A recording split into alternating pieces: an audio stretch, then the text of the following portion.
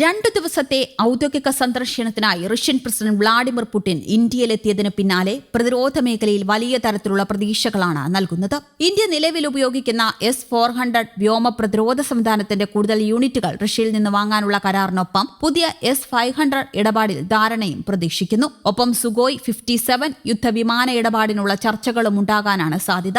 എന്നാൽ പ്രതിരോധ ഉദ്യോഗസ്ഥരുടെ സ്ഥിരീകരണങ്ങൾ അനുസരിച്ച് ഇന്ത്യൻ വ്യോമസേനയുടെ സുഖോയ് Su-MKI വിമാനങ്ങളുടെ നവീകരണത്തെക്കുറിച്ചായിരിക്കും പ്രധാനമായും ചർച്ചകൾ നടക്കുക.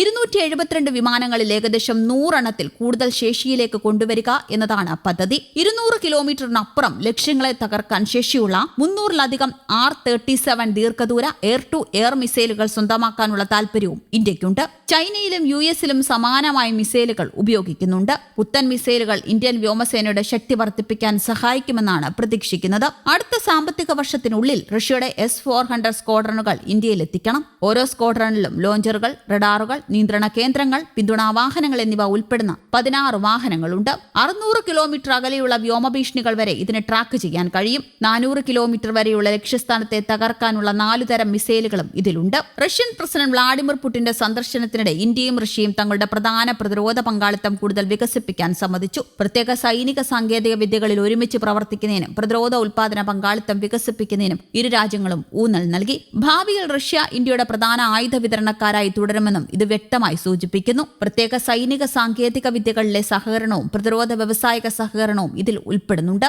ഇന്ത്യയ്ക്കായി കൂടുതൽ S-400 വ്യോമ പ്രതിരോധ സംവിധാനങ്ങൾ, നിരവധി മിസൈലുകൾ, വ്യോമസേനയുടെ സുഖോയ് 30 MKI വിമാനങ്ങളുടെ നവീകരണം, ദീർഘദൂര R-37 RVBD മിസൈലുകൾ എന്നിവയുൾപ്പെടെ നിരവധി പ്രധാന വിഷയങ്ങൾ യോഗത്തിൽ ചർച്ചയായി. കൂടാതെ നൂതന ബ്രഹ്മോസ് മിസൈലുകളുടെ സംയുക്ത നിർമ്മാണവും പാൻസ് വെർബിൽ വ്യോമ പ്രതിരോധ സംവിധാനം വാങ്ങുന്നതും ചർച്ച ചെയ്തു. എന്നിരുന്നാലും S-400 സംവിധാനത്തിന്റെ വിതരണം ഇപ്പോൾ സാധ്യമാണോ എന്നത് പരിശോധിക്കുമെന്നും റഷ്യ സൂചിപ്പിച്ചു. റഷ്യയുടെ 5ാം തലമുറ സുഖോയ് 57 യുദ്ധവിമാനവും നിർദ്ദേശിക്കപ്പെട്ടിട്ടുണ്ട്. അതേസമയം ആത്മനിർഭർ ഭാരത് സംരംഭത്തിന് കീഴിൽ പ്രതിരോധ ഉൽപാദനം വർദ്ധിപ്പിക്കാനും കയറ്റുമതി ശക്തിപ്പെടുത്താനും ഇന്ത്യ പ്രവർത്തിക്കുന്നുണ്ടെന്ന് രാജ്നാഥ് സിംഗ് പറഞ്ഞു. തുടർന്ന് പ്രതിരോധ ഉൽപാദനത്തിൽ സ്വയം പര്യാപ്തത കൈവരിക്കുന്നതിന് ഇന്ത്യയെ റഷ്യ പൂർണ്ണമായി പിന്തുണയ്ക്കുമെന്നും റഷ്യൻ പ്രതിരോധ മന്ത്രി ഉറപ്പ് നൽകി. ഇതിനു പുറമെ ഉക്രൈൻ യുദ്ധം ഇന്ത്യക്ക് നിരവധി പ്രധാന ആയുധങ്ങൾ എത്തിക്കുന്നതിൽ കാലതാമസം വരുത്തുന്നതും ചർച്ചാ വിഷയമായി. 2 S-400 സ്ക്വാഡ്രണുകളും അഡ്വാൻസ്ഡ് അകുല ക്ലാസ് ആണവ അന്തർവാഹിനികളെക്കുറിച്ചും നേതാക്കൾ സംസാരിച്ചു.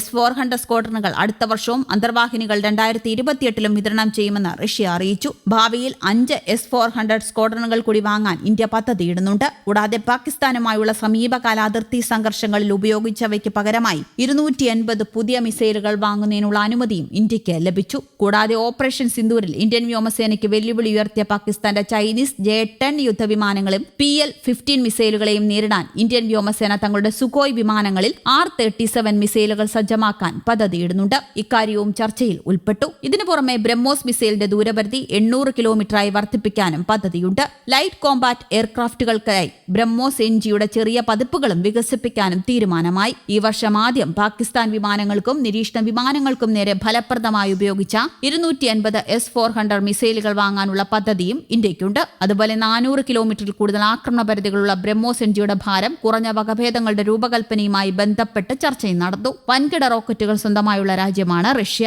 അതിനാൽ തന്നെ റഷ്യയുടെ സെമി ക്രയോജനിക് എഞ്ചിനുകൾ ഇന്ത്യ വാങ്ങും. മണ്ണെണ്ണയും ലിക്വിഡ് ഓക്സിജനും ഉപയോഗിക്കുന്ന എഞ്ചിനുകളാണ് സെമി ക്രയോജനിക്. റോക്കറ്റുകളുടെ ഭാരം കുറയ്ക്കാനും കൂടുതൽ ഭാരവാഹക ശേഷി കൈവരിക്കാനും ഇത് സഹായിക്കുമെന്നതാണ് നേട്ടം. RD-191 എഞ്ചിനുകളാകും വാങ്ങുക.